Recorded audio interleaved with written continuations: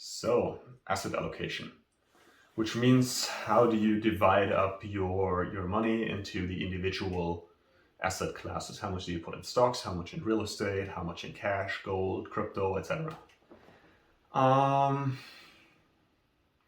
to start off the video, maybe let's go back to the macroeconomics video, if you can recall that.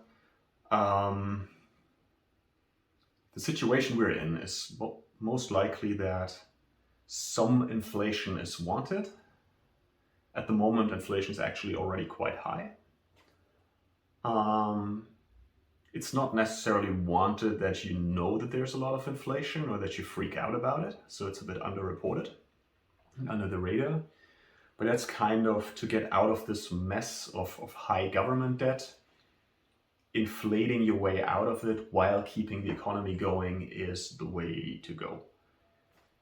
Now, that can basically be more or less our base case scenario, but then also this can go wrong in many different ways, right? Like we can go into a hyperinflation and people lose trust in the monetary system, and then all the asset prices shoot up and money becomes kind of a bit worthless and we get hyperinflation.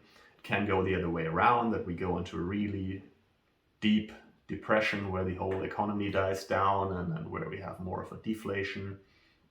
It could be simply that there will be haircuts and government debt will be cut, banks go broke, companies that have a lot of debt run into problems, people with private debt may run into problems.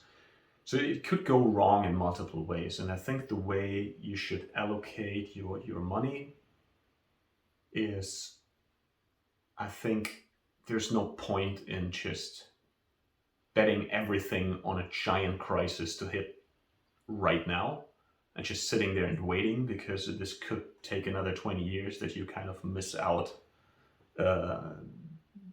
if the world keeps going. But on the other hand, you should be somewhat protected against a crash. I think maybe as a guideline, like there was this book from a German economist, Max Otte, I talked about him in the other video, Der Crash kommt, so the crash is coming, where he kind of predicted the subprime crisis and then the financial crash of 2008, 2009. And he, for example, proposes the following asset allocation. He has these like pie charts here. And he says for the normal crisis, 30% in stocks, 30% in real estate, 25% in gold and gold stocks, 15% in cash and bonds. Then he says if the big crisis hits, the super shit, then 20% stocks, 20% real estate, 35% in gold and gold stocks, and 25% in cash and bonds. So it means the bigger the crisis, the more, he says, have a bit more cash, basically, that you can go back into investing and etc. and have more gold. If it's a smaller crisis, maybe have a bit less gold and cash. I think this is quite conservative and really for the scenario of, okay, a crisis is about to hit. Let's prepare for it. I think you could be a bit more, even a bit more than that, invested in stocks and real estate, than even more than the normal crisis. But I think something along the line of having like 60-70% of your money in cash producing real assets, so that would be stocks or real estate, is a good thing. I think you can substitute stocks and real estate to some, like it's nice if you have a bit of both, it gives you a bit more diversification. For example, I really like stocks and I have 80% of my money in stocks. I simply like stocks a bit more than real estate, and I haven't put in the time yet to really look for real estate and stuff like that. So I have more in stocks. If you own your own place or whatever and you have a lot of money in real estate, then you have a bit more real estate and maybe less or no stocks, it's also fine. But I think the general gist of having like 60-70% in these like income generating categories, real assets, is a good thing.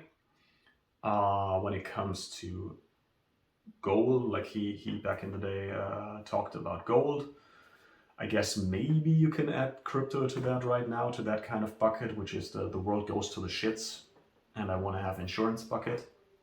Um, I think definitely don't make it more than 20%. I feel that's already high. Um, Maybe have 10% at least in like something like that, in this like alternative things like gold and crypto. I like gold. I think you should definitely have some gold. Crypto more optional. Again, I don't know anything about crypto. I don't advise you to invest in crypto, or I don't advise you on anything. And then cash. I think at the moment nothing really pays any serious interest anyway. So I don't think you have to think a lot about like, do I buy government bonds or do I keep it in a checking or savings account or something like that. I think you're close to 0% interest everywhere. You can shop around a bit for if you get a bit higher um, interest rates. And definitely, as I said, like hold some cash and hold some stuff that you can grab and run with. Most likely you will never need it, but I think it's a good thing to have that maybe in a either in a bank safe or like somewhere flying around in your house that you can say like I have some quick access cash that I can do something with. Um, yeah, I think that's it. So buy some physical gold, probably um, put money into, if you have real estate already, great. If not, depends whether you want that or not, and then gradually put money in the stock market. I will talk about that more in an upcoming video.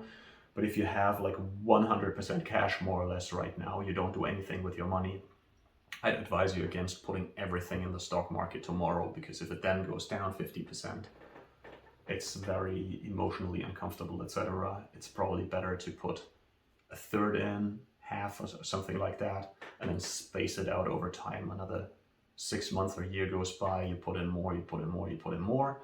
That means even if the market goes down, you invest along the way and have kind of an average price that was built along the slide downwards, and it's just way less time until you're back to profitable, etc. So don't put everything in the stock market tomorrow, I would say.